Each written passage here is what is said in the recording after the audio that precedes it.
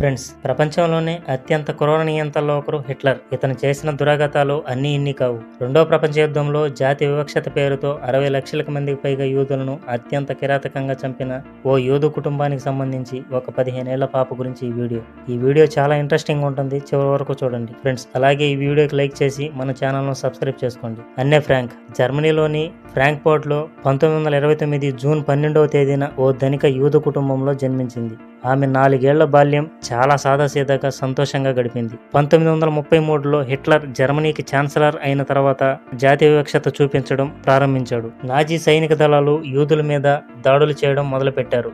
ఇక చేసేదేమీ లేక 1934లో అన్నే తండ్రి ఒట్టో ఫ్రాంక్ జర్మనీ వదిలి నెదర్లాండ్స్లోని ఆమ్స్టర్డామ్కు కుటుంబంతో పారిపోయాడు. ఆ తర్వాత అక్కడే అన్నే తండ్రి డచ్ ఒపెక్టా అనే కంపెనీ పేరుతో ఒక వ్యాపారం స్టార్ట్ చేశాడు. అక్కడే అన్నే అక్క మార్గోట్ని ఒక స్కూల్లో జాయిన్ చేశాడు. అన్నే చాలా తెలివి కల స్టూడెంట్. 1940వ సంవత్సరంలో జర్మనీ నెదర్లాండ్స్ను కూడా ఆక్రమించింది. ఇక అన్నే స్కూల్ వదిలి యూదుల ప్రార్థనా మందిరానికి చేరవలసి వచ్చింది. ఆ తర్వాత నాజీ సైనికుల దురాగతాలు పెరిగి యూదుల ప్రార్థనా మందిరాలు కూల్చడం స్టార్ట్ చేశారు. యూదులను బంధించి కాన్సంట్రేషన్ క్యాంపెన్స్ లో వేయడం ప్రారంభించారు. ఇక అన్నే తండ్రి ఒట్టో నెదర్లాండ్స్ నుంచి తప్పించుకోవడం అసాధ్యం అని తలచి తన వ్యాపారం చేసే స్థలంలోనే 263 గదులున్న ఓ భవనంలో ఒక రహస్య స్థలాన్ని ఏర్పరచుకున్నాడు. ఇక అక్కడే అన్నే 13వ పుట్టినరోజు కోరిక మేరకు అన్నే తండ్రి ఒక వైట్ బుక్ ని కానుకగా ఇచ్చాడు. అది ఆటోగ్రాఫ్ కొరకు తయారు చేసిన బుక్ అయినప్పటికీ అన్నే దాన్ని ఒక డైరీగా మార్చుకుంది. ఆ పుస్తకం పేరు కిట్టి అని పేరు పెట్టుకుంది.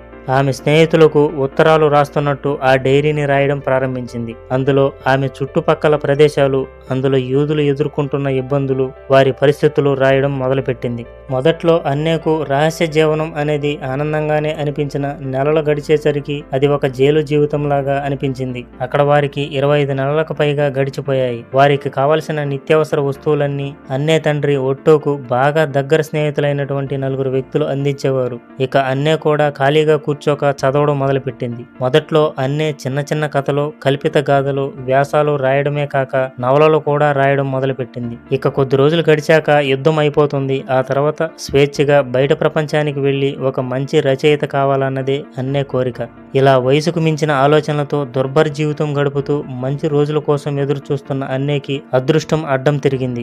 అదే సమయంలో 1944 ఆగస్టు 4న ఏమాత్రం ముందు తెలియనివ్వకుండా అన్నే ఉన్న ప్రాంతాన్ని నాజీ సైనికులు ధ్వంసం చేశారు. అక్కడున్న అన్నే కుటుంబాన్ని, వారితో నివసిస్తున్న మరికొందని ఖైదీలుగా బంధించి బేస్ క్యాంపులకు తరలించారు. వీరికి సహాయం చేసిన 4గురిని మొదట బంధించిన ఆ తర్వాత వదిలిపెట్టేశారు. ఆ తర్వాత వారిలో 2 స్నేహితులు వారు నివసిస్తున్న భవనంలోకి వచ్చి అన్నే గదిలోని డైరీని భద్రపరిచారు. ఆ బేస్ క్యాంపులో అన్నే కుటుంబ సభ్యులందరినీ వేరు చేశారు. తండ్రి మరణించాడని కుటుంబ సభ్యులందరూ భావించారు.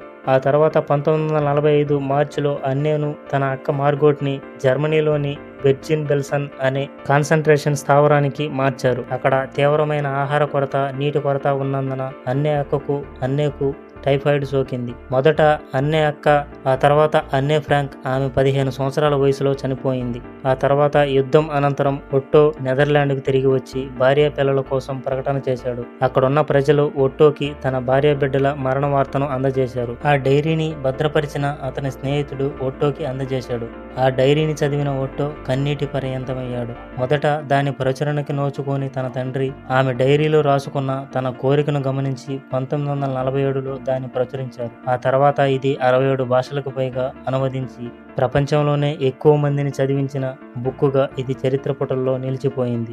రెండవ ప్రపంచ యుద్ధంలో జాతి వివక్షత పేరుతో 60 లక్షలకు మందికి పైగా యూదుల్ని అతి కిరాతకంగా చంపారు. అందులో 15 లక్షల మంది పిల్లలే ఉన్నారు. ఆ 15 లక్షల మంది పిల్లల్లో అన్నే ఫ్రాంక్ ఒకరు. ఈమె రాసిన డైరీ ద్వారా యావత్ ప్రపంచాన్ని మేల్కొల్పింది.